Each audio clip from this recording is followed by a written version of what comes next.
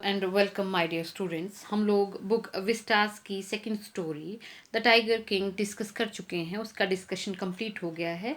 आज हम उसकी एक्सरसाइज करेंगे, तो चलिए शुरू करते हैं। Who is the tiger King? Why does he get that name? Tiger King कौन था? उसे वो नाम क्यों मिला? Jilani Jungjung Bahadur the Maharaja of Pratibandapuram.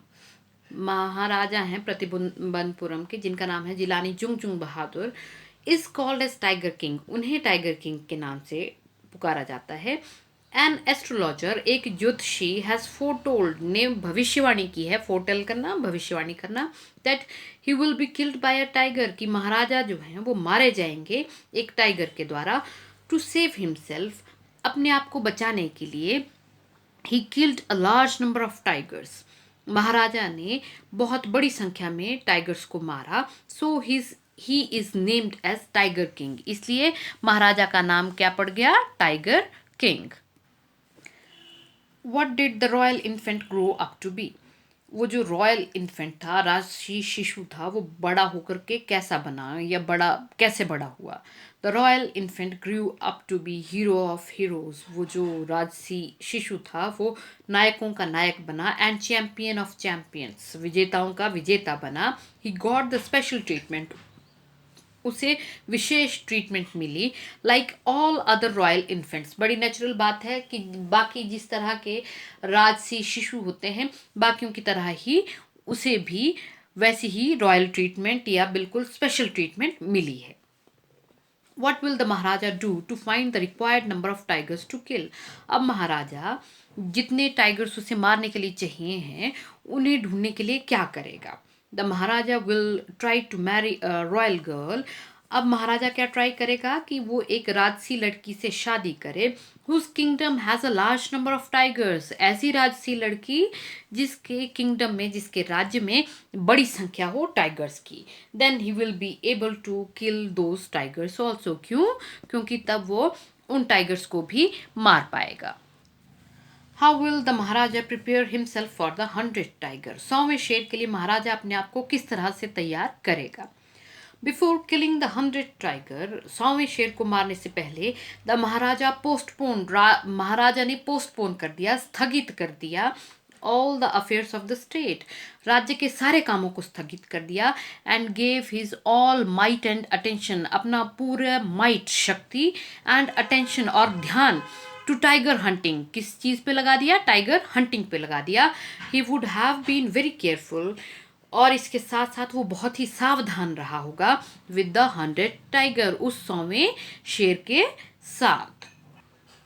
What will now happen to the astrologer? अब जब 100वां शेर भी महाराजा ने पहला शेर जब मार लिया है, 100वां शेर भी मार लिया है, तो अब एस्ट्रोलॉजर को क्या होगा? Do you think the prophecy भविष्यवाणी वॉज इंडिस्प्यूटेबली डिस्प्रूव्ड? आपको क्या लगता है कि वो जो प्रोफेसी है, वो जो भविष्यवाणी उसने की थी, वो सही साबित हुई है या नहीं? The astrologer might be dead by now, वो जो एस्ट्रोलॉजर है वो अब तक मर गया होगा। क्यों? क्योंकि वो उसी समय काफ़ी एज रहा होगा जब वो पैदा हुआ था महाराजा, तभी उस ज्योतिषी ने भविष्यवाणी की थी। तो उम्र के हिसाब से लगता है कि शायद इस वक्त तक वो जो ज्योतिषी है वो मर चुका होगा। But if he is alive, लेकिन अगर वो जीवित है, then he is in danger of losing his life, तब तो अब उसकी जान जाने का पूरा पूरा खतरा है। The prophecy was proved indisputably true, वो जो भविष्यवाणी है वो साबित हुई इनडिस्प्यूटेबली, बिना विवाद के, ट्रू, बिल्कुल सच साबित हुई। तब Maharaja missed his aim at the 100 tiger, 100वें शेर पर महाराजा अपना निशाना तो चूक गया, बट लेकिन was killed by the 100 tiger, लेकिन वो मारा 100वें शेर के ही द्वारा गया। ऑल दो द टाइगर वॉज वुडन, चाहे वो टाइगर वुडन ही क्यों नहीं था, मतलब असली टाइगर ने नहीं मारा उसको, लेकिन वो मारा गया तो एक लकड़ी के शेर से मारा गया, और वो 100वां ही शेर था। The story is a satire on the conceit of those in power. How does the author employ the literary device of dramatic irony in the story? ये कहानी जो है वो सटायर है, व्यंग्य है उन लोगों के दंभ के ऊपर, कंसीट होता है दंभ, ढोंग, उनके ढोंग के ऊपर जो सत्ता में होते हैं, मतलब सत्ता धारी लोग जो होते हैं उनके दंभ के ऊपर ये एक व्यंग्य है। हाउ डज द ऑथर, और इसके साथ साथ किस तरह से ड्रामेटिक आयरनी, नाटकीय व्यंग्य का इस्तेमाल करता है इस कहानी में लेखक, ये आपको दर्शाना है। दिस स्टोरी इज डेफिनेटली, निश्चित तौर पर ही ये कहानी, सटायर, ये व्यंग्य है, ऑन द कंसीट, दंभ के ऊपर, ऑफ दोज इन पावर, उन लोगों के दंभ के ऊपर जो सत्ता में है, शक्ति है जिनके पास। The Maharaja is conceit personified, personify करना होता है कोई गुण या कोई एब्स्ट्रैक्ट चीज है जो व्यक्ति का रूप धारण कर ले, यानी कि आदमी पूरी तरह से उसी चीज के वशीभूत हो जाए। तो महाराज क्या है, वो दंभ ही है अपने आप में, महाराज की पर्सनैलिटी में ही दंभ है।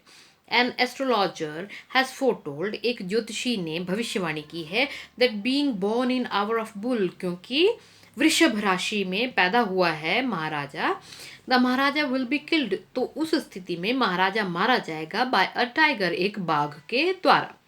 If such thing is foretold about any ordinary man, अगर इस तरह की कोई चीज किसी भी सामान्य व्यक्ति के बारे में बताई जाती है, he will try to save himself from the tigers, तो बड़ी नेचुरल बात है कि ऐसा व्यक्ति जो है वो अपने आप को बाघों से बचाने की कोशिश करेगा। बट लेकिन here instead of saving himself, यहाँ पर इस कहानी में अपने आप को बचाने के बजाय द महाराजा वोज, महाराजा प्रतिज्ञा करता है टू किल 100 टाइगर्स, कि वो क्या करेगा, वो 100 बाघों को मार डालेगा।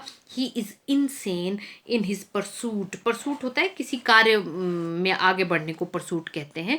तो क्या कह रहे हैं, अपने इस कार्य में, अपने बाघों को मारने के कार्य में ही इज इनसेन, वो पागल हो गया है। He marries a royal girl only in hope of killing tigers of her kingdom, और तो और वो शादी करता है एक राजसी लड़की के साथ, लेकिन किस उम्मीद में कि वो उसके राज्य के बाघों को भी मार डालेगा। He does not even attend to the affairs of his kingdom, और इसके साथ साथ वो अपने राज्य के मामलों को भी अटेंड नहीं करता है, उनको भी नहीं देखता है। He only thinks and even dreams, वो सिर्फ और सिर्फ सोचता है, यहाँ तक कि सपने भी देखता है, of tiger hunting, सिर्फ और सिर्फ टाइगर हंटिंग के ही।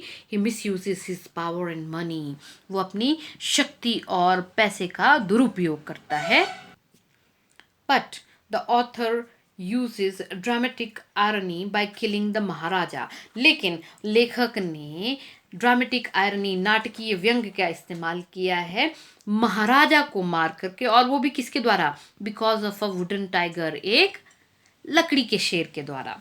The author has use this interesting story, author ने इस बहुत ही रुचिकर कहानी का इस्तेमाल किया है to satirize the conceit of mighty, ये जो माइटी बहुत बलशाली लोग हैं इनके ऊपर, उनके पागलपन के ऊपर व्यंग्य करने के लिए इस कहानी का इस्तेमाल लेखक ने किया है। Question number second, what is the author's indirect comment on subjecting innocent animals to the willfulness of human beings? मनुष्य जो क्रूअल बिहेवियर कर रहा है, जानबूझ करके पशुओं को नुकसान पहुंचा रहा है, मासूम पशुओं को, इस चीज को लेकर के लेखक का क्या रुख है, लेखक का अपना क्या दृष्टिकोण है। दिस स्टोरी अनडाउटेडली रिवील्स, ये कहानी निस्संदेह ही रिवील करती है, दर्शाती है the cruel and inhuman behaviour, क्रूर और अमानवीय व्यवहार of human beings towards animals, जानवरों के लिए मनुष्य का जो व्यवहार है कैसा इनह्यूमन और क्रूअल व्यवहार है, उसको ये कहानी दर्शाती है। द एस्ट्रोलॉजर फोरटेल्स, वो जो ज्योतिषी है वो भविष्यवाणी करता है that the Maharaja will be killed by a tiger, कि महाराजा मारा जाएगा एक बाघ के द्वारा। Tiger is a wild beast, ये तो हमें पता है कि एक टाइगर जो है वो वाइल्ड बीस्ट है, जंगली जानवर है, विच इज ऑब्वियसली फेरोशियस, जो निश्चित तौर पर ही फेरोशियस होता है, खूंखार होता है। बट बीइंग अ ह्यूमन, लेकिन मनुष्य होने के कारण the Maharaja should have shown sensibility, Maharaja को तो समझ का प्रदर्शन करना चाहिए था। वेयर एज, जबकि द महाराजा वोज, महाराजा प्रतिज्ञा कर लेता है टू किल 100 टाइगर्स, 100 शेर मारने की। He even marries a royal girl to get more tigers to kill, और तो और वो शादी भी इसी उद्देश्य से करता है कि उसे और बाघ मिलेंगे मारने को। Not only the Maharaja but the British officers, सिर्फ महाराजा ही नहीं, वो जो अंग्रेज अधिकारी हैं, ऑल्सो शो मर्सीलेसनेस, वो भी क्रूरता दिखाते हैं टूवर्ड्स द एनिमल्स, एनिमल्स के प्रति। आपने देखा ही है इस कहानी में कि किस तरह से वो ब्रिटिश अधिकारी बाघ का शिकार करने की जिद करते हैं।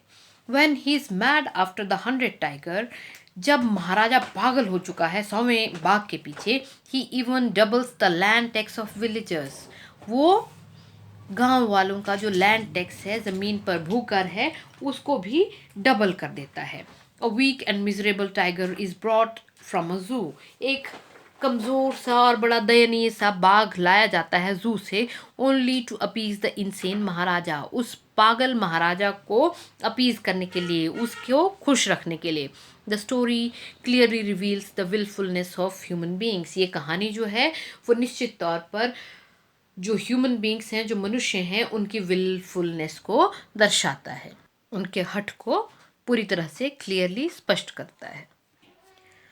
How would you describe the behaviour of Maharaja's minions towards him, Maharaja के जो मीनियंस हैं, मीनियंस हुए कृपा पात्र, कृपा पात्र का मतलब महाराजा के जो नज़दीकी लोग हैं, उनका बिहेवियर महाराजा के प्रति कैसा है। Do you find them truly sincere towards him, क्या वो वाकई में सिंसियर हैं महाराजा के लिए, और are they driven by fear when they obey him, या फिर वो डरते हैं सिर्फ उससे जब वो उसकी आज्ञा का पालन करते हैं। तो do we find a similarity in today's political order, क्या आज के राजनीतिक परिदृश्य में भी आपको इसी तरह की समानता दिखाई देती है। The minions of Maharaja are not at all sincere towards the Maharaja, ये तो बिल्कुल क्लियर है कि वो जो बड़े नज़दीक है महाराजा के, उसके जो कृपा पात्र हैं, वो बिल्कुल भी सिंसियर नहीं है महाराजा के प्रति। They are afraid of him, वो सिर्फ और सिर्फ उससे डरते हैं। When the maharaja miss the aim, जब महाराजा निशाना चूक जाता है, एट द 100 टाइगर, 100वें बाघ के ऊपर, दे हिट दिस फ्रॉम द महाराजा, वो लोग इस बात को छुपाते हैं महाराजा से, एज दे वर अफ्रेड, क्योंकि वो दे वर अफ्रेड ऑफ हिम, उससे डरे हुए थे। और अब बात आजकल के राजनीतिक परिदृश्य की। इन टुडेज पॉलिटिकल ऑर्डर, आजकल के राजनीतिक स्थिति में पावरफुल पॉलिटिशियंस, जो बहुत शक्तिशाली पॉलिटिशियंस होते हैं, are surrounded by only such people, वो घिरे हुए हैं सिर्फ और सिर्फ इसी तरह के दम्भी या ढोंगी लोगों से।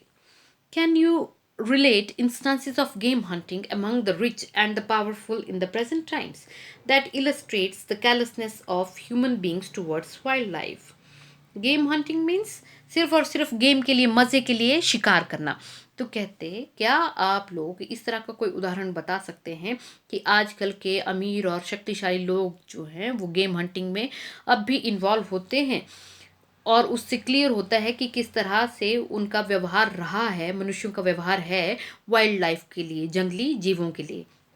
तो यहाँ पे नाम ले देना तो मुझे लगता है सबको ही पता है कि हमारे जो कुछ एक फिल्म स्टार्स थे, वो ब्लैक डियर के शिकार में उनके ऊपर केस चल रहा है, और वो बहुत बुरी तरह से फंसे थे। और एक हमारे जो अब नहीं भी हैं इस दुनिया में, बहुत ही फेमस क्रिकेटर हैं जो एक फिल्म स्टार के पिता भी हैं, वो भी गेम हंटिंग में शामिल थे, और उनके ऊपर भी कोर्ट में केस चला था इस चीज़ के लिए। इन द प्रेजेंट टाइम्स, वर्तमान समय में, देर आर मैनी इंस्टांसेस, बहुत सारे उदाहरण हैं, ऑफ गेम हंटिंग के बाय मैनी सेलिब्रिटी एक्टर्स। तो यहाँ पर हमने क्लियर कर दिया है, नाम नहीं लिया एक्टर्स का, लेकिन एक्टर्स हैं, वो लोग फंसे हैं गेम हंटिंग में। And a famous farmer cricketer also, एक पूर्व प्रसिद्ध क्रिकेटर हैं, वो भी इस मामले में फंसे हैं, इसी तरह के गेम हंटिंग के मामले में। दीज इंसिडेंट्स, ये घटनाएं रिवील, दर्शाती हैं द इनह्यूमैनिटी, अमानवता, एंड कैलसनेस, और बेपरवाही टुवर्ड्स वाइल्ड लाइफ। वो क्या दर्शाती हैं, सिर्फ और सिर्फ अमानवता और क्रूरता बताती हैं जंगली जानवरों के प्रति मनुष्यों के मन में जो है। इसी के साथ ये चैप्टर हमारा कंप्लीट हो गया। Thank you.